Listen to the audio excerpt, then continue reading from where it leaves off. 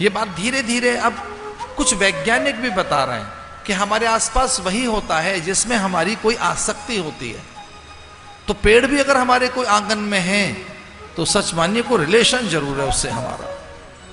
पेड़ पौधे पतंगे पशु पंछी जो कुछ है वो एक समष्टि प्रारब्ध है।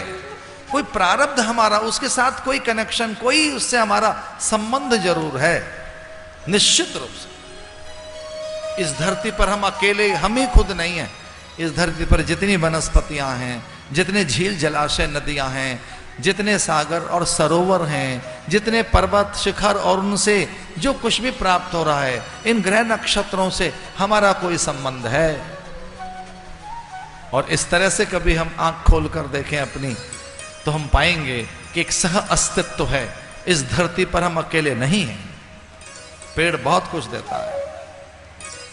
उसकी गोंद, छाल, छाया, वलकल, हरितिमा, फल फूल, सुगंधा, उसकी लकड़ियां ईंधन बनकर उधर की आग मिटाती हैं। चूल्हे में जब वो लकड़ियां जलती हैं तो उधर की आग शांत करती हैं। अगर वो लकड़ियां समिधा बन गई हैं तो हवन कुंड में धधक रही हैं, समिधा बनकर वो विभूति बन जाती हैं। वही लकड़ियां शव के ऊपर रख दी जाएं तो उसे भस्म कर देते हैं। एक छोटी सी बात एक दिन मैंने सोची थी कि जो लकड़ियां उधर की आग बुझाने में काम में आई, जो लकड़ियां चूल्हे में जल गईं और राख बन गईं, उस राख का क्या करते हैं? वो तो कूड़े में डाल दी जाती है। लेकिन जो हवन में राख बन गई लकड़ियां, उन्हें तो कूड़े में नहीं डालते। हवन में जो राख बन गई वो राख भी नहीं है, उसे भस्म विभूति कहते हैं।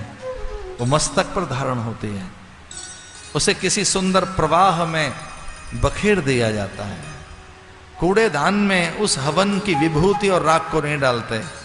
वो योगी अपने तन पर रमाता है। भक्तजन दक्षिण में जैसे जैसे जाओगे तो माथे पर भस्मालेपन मिलेगा।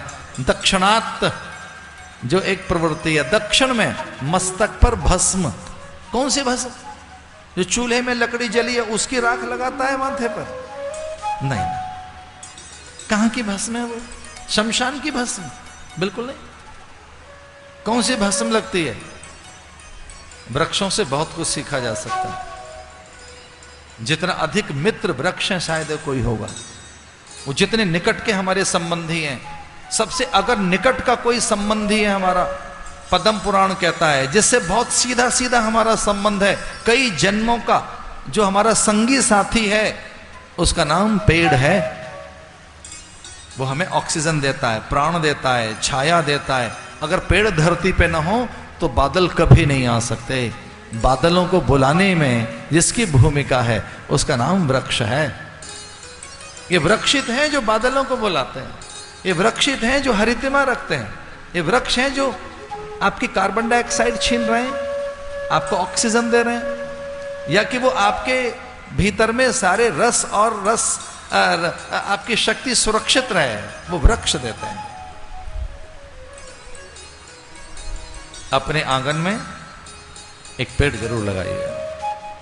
एक पेड़ बीचों बीच रहना चाहिए आंगन में। उसका नाम है तुलसी। तुलसी का जो पौधा है वो 24 घंटे ऑक्सीजन देता है। प्राण, अपान, व्यान, उदान, समान, ऐसे 5 प्राण हैं। तो ऑक्सीजन में भी जो उत्तम कोटि की प्राणवायु है, उत्तम कोटि की जो ऑक्सीजन है, वो कौन देता है? तुलसी। 24 घंटे जो ऑक्सीजन देता है। ऐसे कई पेड़ हैं। कदम्ब का पेड़ है और बड है, पीपल है, ये ऑक्सीजन देता है। कुछ वृक्ष ऐसे हैं जो आपकी गंध को, जो मैली वायु है उसे छीन लेते हैं और आपको स्वस्थ वायु देते हैं। इस धरती पर जिनका बहुत उपकार है वो पेड़ हैं।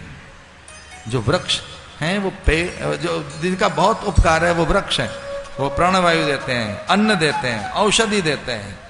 इसलिए हो सके तो अपने जीवन में 1, 2, 4, 5 पेड़ जरूर लगाओ, जरूर।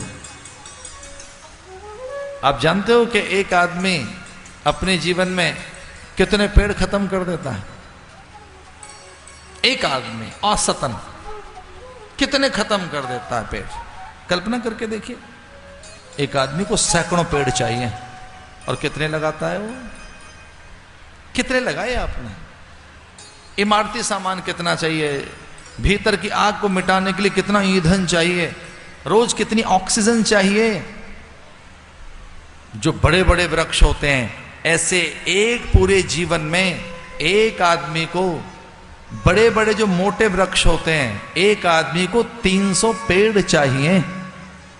और कितने खर्च कर रहे हैं हम? पूरा हिमालय नंगा कर दिया है। कितना जल चाहिए, कितने प्राण चाहिए, कितनी लकड़ी चाहिए, कितना अन्न चाहिए। इसे जीवन में एक काम जरूर करें, कुछ पेड़ लगाएं, आंगन में लगाएं, बगिया में लगाएं। अवसर हो आपको तो वृक्षों का सम्मान करना सीखें, उनका आदर करना सीखें।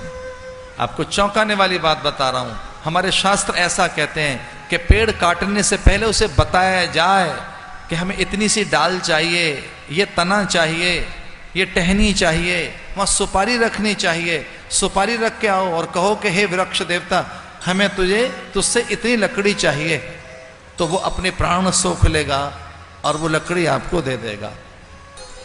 जिससे तुलसी ले रहे हैं वहां से उसे छीना झपटी कर रहे हैं, जहां से घास ले रहे हैं, जहां से फूल ले रहे हैं, जहां से जल ले रहे हैं, उनके प्रति थोड़े संवेदनशील बनो। भगवान ने उनका सम्मान किया, उन वृक्षों का आदर किया और उन्हें फिर से उनके लोक में भेजा। क्योंकि हमारे आसपास जो वृक्ष और पशु पंछी हैं, इनका कोई हमसे संबंध है।